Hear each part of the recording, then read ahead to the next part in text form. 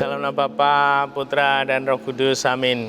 Bu Bapak, saudari, saudaraku yang terkasih, salam bantul kasih, berkah dalam. Kembali kita berjumpa dalam Renungan Harian Rabu 2 September 2020. Kita akan mengambil dari Injil Lukas, bab 4 ayat 38 sampai 44. Setelah meninggalkan rumah ibadah di Kapernaum, Yesus pergi ke rumah Simon. Adapun ibu mertua Simon sakit demam keras, dan mereka minta kepada Yesus supaya menolong dia. Maka Yesus berdiri di sisi wanita itu lalu menghardik demamnya. Segera penyakit itu meninggalkan dia. Wanita itu segera bangun dan melayani mereka. Ketika matahari terbenam, semua orang membawa kerabatnya yang sakit kepada Yesus. Ia meletakkan tangan atas mereka masing-masing dan menyembuhkan mereka. Dari banyak orang keluar juga setan-setan sambil berteriak, "Engkaulah anak Allah." Tetapi dengan keras Yesus melarang mereka berbicara, karena mereka tahu bahwa ia Mesias. Ketika hari siang, Yesus berangkat ke suatu tempat yang sunyi. Tetapi orang banyak mencari dia. Ketika menemukannya, mereka berusaha menahan dia supaya jangan meninggalkan mereka. Tetapi Yesus berkata kepada mereka, "Juga di kota-kota lain aku harus mewartakan Injil Allah, sebab untuk itulah aku diutus." Dan ia mewartakan Injil dalam rumah-rumah ibadat di Yudea. Demikianlah Injil Tuhan. Terpujilah Kristus. Saudari, saudaraku yang terkasih, mengikuti Yesus. Siapa mau mengikuti Yesus? Nah, pasti semua mau mengikuti Yesus. Berikutnya, Yesus itu adalah pewarta yang ulung. Nah, dia sungguh-sungguh menjadi pewarta, menghayati tugas pewartaannya diungkapkan dalam Injil. Ketika menemukannya, mereka berusaha menahan dia supaya jangan meninggalkan mereka.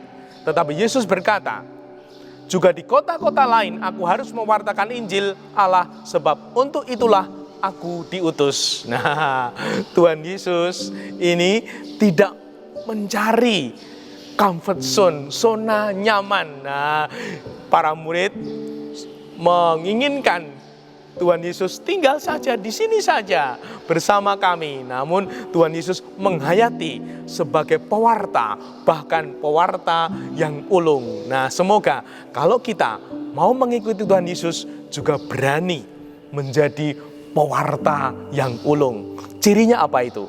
Yang pertama, pewarta yang ulung siap diutus kemana saja. Yaitu kalau sekarang mungkin di dalam Dewan Paroki, nah, menjadi bidang ini. Nah, maka sekarang ini tidak boleh berkali-kali, maksimal 2 periode. Nah, mungkin juga jadi prodiakon. Nah, jadi prodiakon maksimal 2 periode. Nah, kalau di bidang ini, di bidang itu, lalu ganti. Nah, ini jadi berani untuk melakukan hal baru, pindah ke hal baru, tidak mencari kenyamanan di dalam pelayanan. Nah, semoga ini sungguh-sungguh juga menjadi renungan kita semua. Tuhan menginginkan kita menjadi pribadi-pribadi yang sungguh siap diutus kemanapun, bahkan dalam bidang apapun. Kalau kita mau, Tuhan memampukan. Yang kedua, pribadi-pribadi yang menjadi pewarta ulung, dia suka menantang diri. Tidak hanya suka tantangan, namun dia menciptakan tantangan dengan ide dan gagasan yang baru. Nah, sehingga sungguh hidupnya penuh dengan dinamika, sehingga hidupnya penuh dengan kebaharuan. Maka dia sangat senang kalau ada ide-ide baru. Nah, gimana Ibu Bapak, saudara yang terkasih, kalau ada ide baru, apa meneh kuwi. Nah, semoga kita sungguh-sungguh mau mengikuti Tuhan Yesus menjadi pewarta ulung yang suka dengan ide baru. Terlebih di zaman milenial ini yang perubahannya sangat cepat sekali.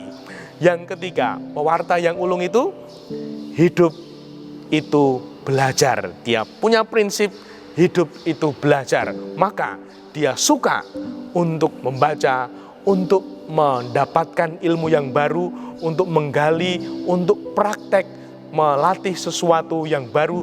Dia akan sangat senang. Nah, gimana Ibu Bapak, saudari-saudari yang terkasih, dengan hal-hal baru, suka atau malah menolak? Nah, kalau kita menolak, kita bukan pewarta yang ulung. Nah, semoga hidup kita semakin hari menyelaraskan dengan kehendak Tuhan, sehingga kita tumbuh seperti apa yang dikehendaki Tuhan.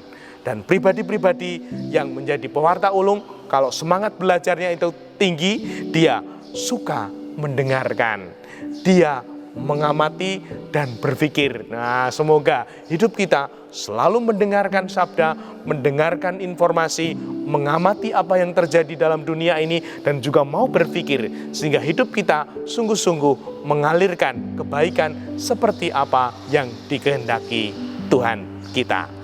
Dimuliakanlah Tuhan kini dan sepanjang masa. Salam Bantul Kasih, berkah dalam nama Bapa, Putra, dan Roh Kudus. Amin.